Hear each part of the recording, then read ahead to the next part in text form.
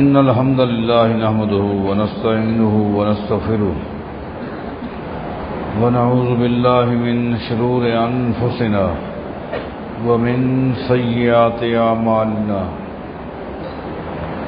من يهده الله فلا مضل له ومن يضلل فلا هادي له وأشهد أن لا إله إلا الله وحده لا شريك له وأشهد أن محمدا عبده ورسوله من يطع الله ورسوله فقد رشد واهتدى ومن يعص الله ورسوله فقد ضل وغوى أما بعد فإن خير الحديث كتاب الله وخير الهدي هدي محمد صلى الله عليه وسلم وشر الأمور محدثاتها وكل محدثة بدعة وكل بدعة ضلالة وكل ضلالة في النار. أعوذ بالله من الشيطان الرجيم. بسم الله الرحمن الرحيم. وقرن في بيوتكن ولا تبرجن تبرج الجاهلية الأولى وأقمنا الصلاة وآتينا الزكاة وأطعنا الله ورسوله إنما يريد الله ليذهب عنكم الرجس أهل البيت ويطهركم تطهيرا.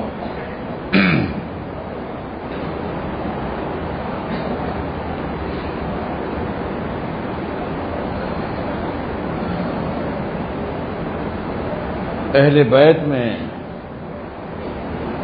جہاں کائنات کے امام محمد الرسول اللہ صلی اللہ علیہ وسلم کی اولاد شامل ہے، جہاں بنو ہاشم کے گھرانے شامل ہیں، وہاں کائنات کے امام محمد الرسول اللہ صلی اللہ علیہ وسلم کی ازواج مطہرات بھی شامل ہیں.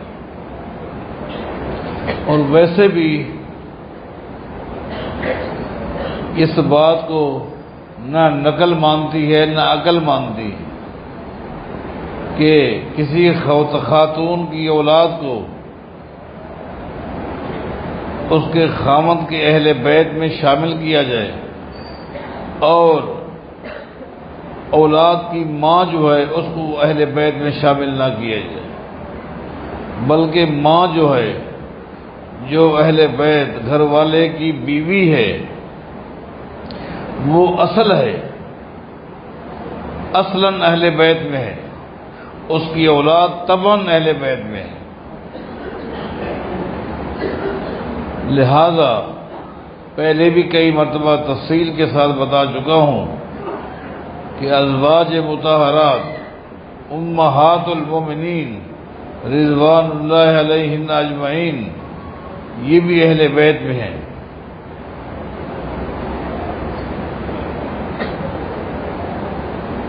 رسول اکرم صلی اللہ علیہ وسلم کی عمر تقریباً 25 سال تھی. ابھی اعلان نبوت میں 15 سال باقی ہیں کہ آپ کا پہلا نکاح، پہلی شادی سیدہ خدیجہ الکبریٰ رضی اللہ عنہا کے ساتھ ہو. عرب کی سرزمین کا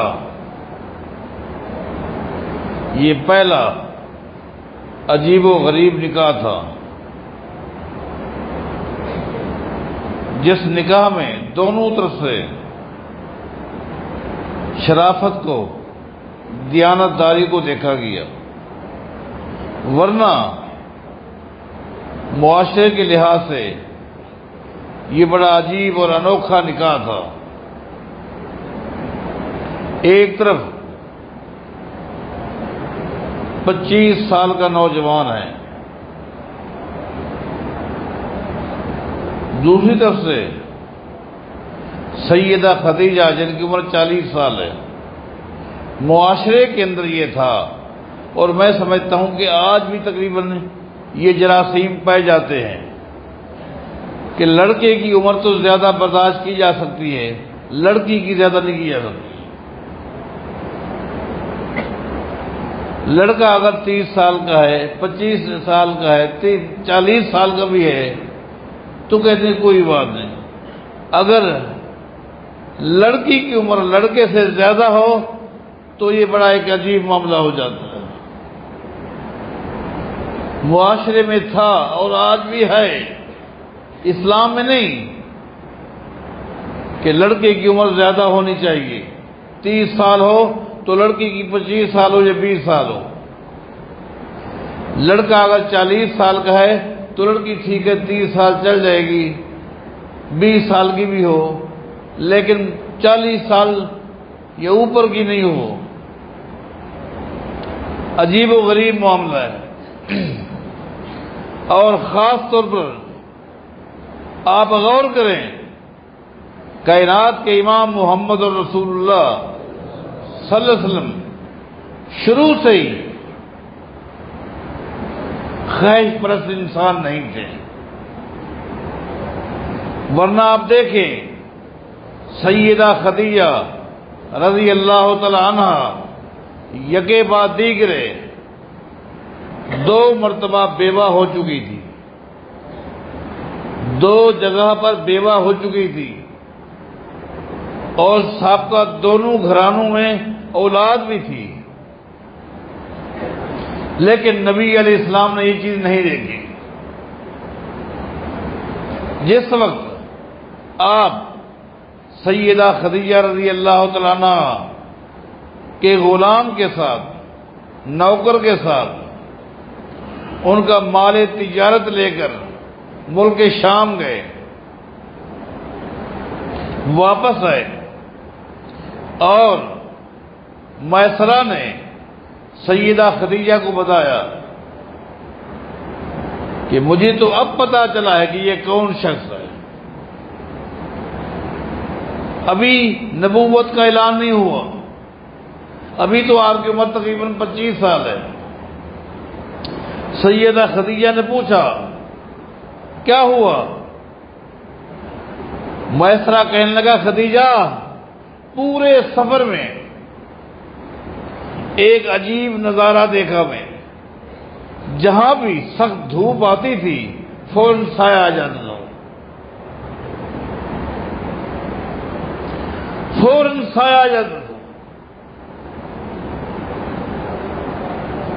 اس شخص کا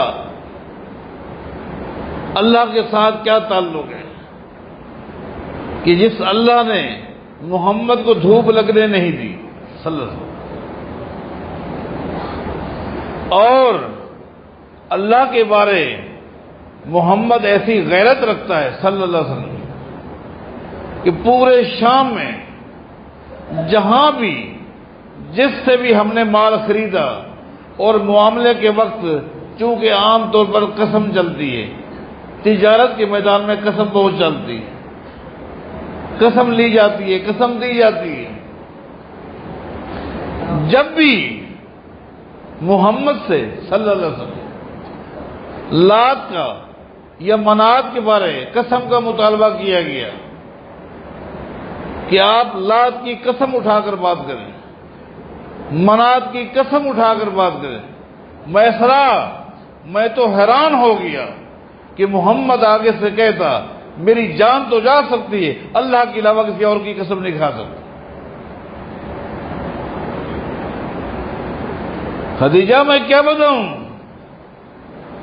کیسا دیانتدار انسان۔ سیدہ خدیجہ متاثر ہوئی، اپنی سہیلی کو بھیجا، کون ہے؟ نفیسہ رضی اللہ عنہ، یالا بن امیہ رضی اللہ تعالیٰ عنہ کی بہن ہے اور سیدہ خدیجہ کی سہیلی ہے، آپ جائیں، میرا خالی پیغام نہ دیں بلکہ میرے ساتھ نکاح کے لیے محمد کو قید کریں۔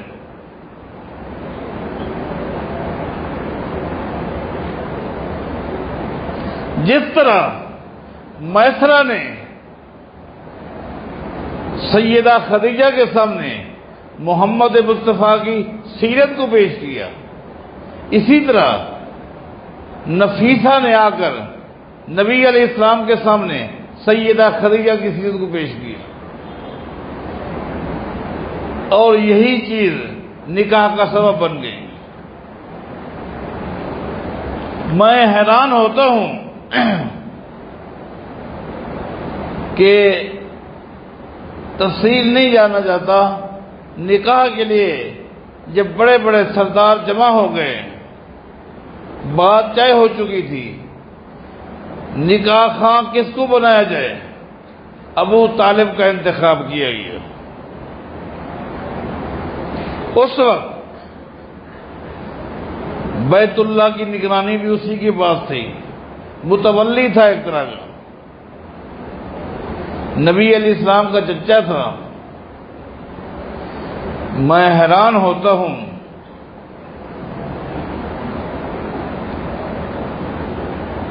اللہ کی قدرت پر کہ ابو طالب جو چوٹی کا مشرک تھا، جس کی گفتگو میں شرک ہوتا، کبھی لات کے حوالے ہوتے، کبھی منات کے، کبھی عزا کے، لیکن قربان جائیں، آج جس وقت اس نے نکاح کا خطبہ دیا، اللہ نے اس کی زبان سے سوائے توحید کے کوئی جملہ کہلوایا ہی نہیں۔ الحمدللہ الذی جعل من ذر ابراہیم و ذریت اسماعیل، یہ خطبہ ہے۔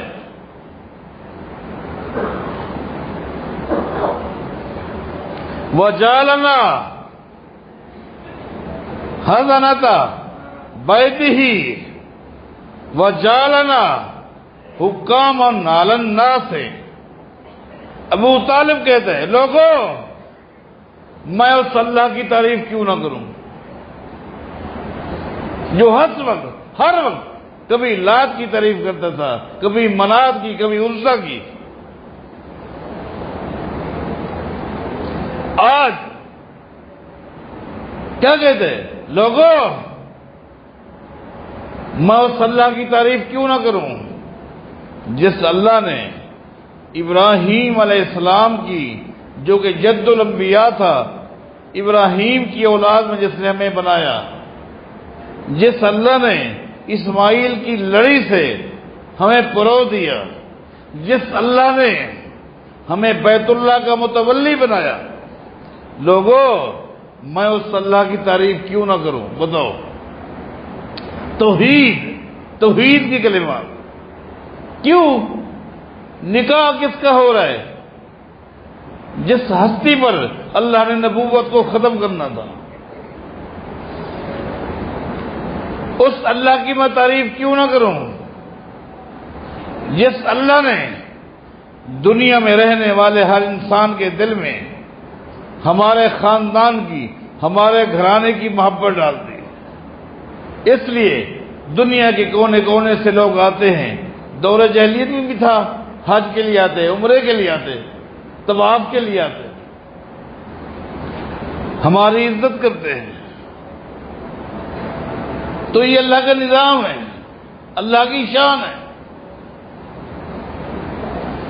بہرحال یہ بات دوسری طرف چلی جائے گی۔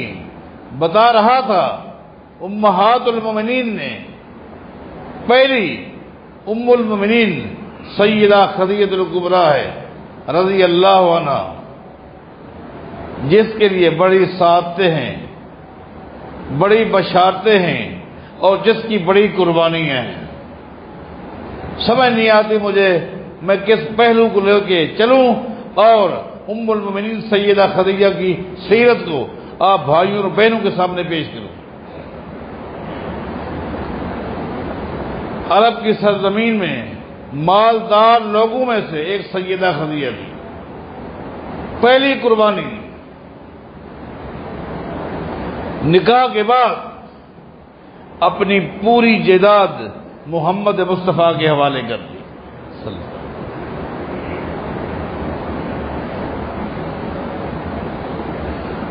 اپنے غلام کو بلایا، زید بن حارثہ کو، اور کہا آج کے بعد تو میرا غلام نہیں ہے، محمد کے غلام ہے۔ محمد مصطفیٰ نے فرمایا زید آج کے بعد تو میرا غلام نہیں، میرا بیٹا ہے۔ زید بن حارثہ، آج کے بعد تو میرا بیٹا ہے۔ نبی نے اپنا بیٹا بنا کے رکھا صلی اللہ علیہ وسلم۔ اس خاتون کی قربانیاں ہیں، ہر موڑ پر ایک تفصیل ہے۔ آپ دیکھیں جس وقت نبی علیہ السلام کی عمر 40 سال کو پہنچتی ہے اور غار حرا میں آپ تھے، آپ جایا کرتے تھے اور کئی کئی دن تک اس غار میں رہتے تھے۔ کھانے پینے کا سامان ختم ہو جاتا، واپس آتے، سیدہ خدیجہ بنا کر دیتی تھی۔ کبھی حدیث میں آتا ہے سیدہ خدیجہ خود پہنچاتی تھی، جاتی تھی، حتیٰ کہ جبریل آ گیا اور پہلی وحی جس کی تفصیل ہے آپ کو دبوچا بھی ہے، بار بار 3 مرتبہ کا اقرا، آپ نے جواب دیا ماں انا بیکار ہے، میں تو پڑھا ہوا نہیں ہوں۔ پورا عرب جانتا تھا نبی علیہ السلام کو نہ لکھنا آتا ہے نہ لکھے ہوئے کو پڑھنا آتا ہے، اور میں سمجھتا ہوں اس میں بھی اللہ کی طرف سے حکمت ہے، حکمتیں ہیں۔ پہلی وحی نازل ہوئی اقرا بسم ربک الذی خلق خلق الانسان من علق اقرا وربک الاکرم الذی علم بالقلم علم الانسان ما لم یعلم۔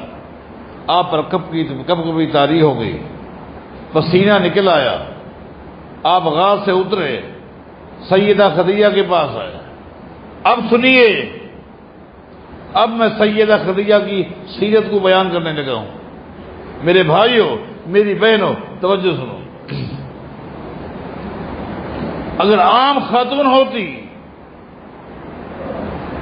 تو جس طرح نبی علیہ السلام کو دیکھا کانپ بھی رہے ہیں، پسینہ بھی نکلا ہوا ہے، گھبرائے ہوئے ہیں،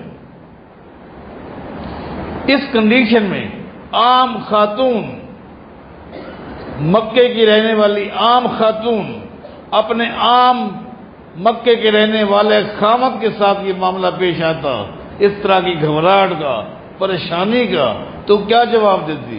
سیدہ خدیجہ نے کیا جواب؟ وہ تو یہی کہتی آپ کو وہاں جانے کی کیا ضرورت ہے، گھر سے اتنا دور، پہاڑ پہ بھی ایک غار میں، وہ غار جو بھی اتنا تنگ ہے جس میں بڑی مشکل سے ایک بندہ بیٹھ سکتا ہے، کیا ضرورت ہے؟ جو کام کرنا ہے گھر میں بیٹھ کر کروں،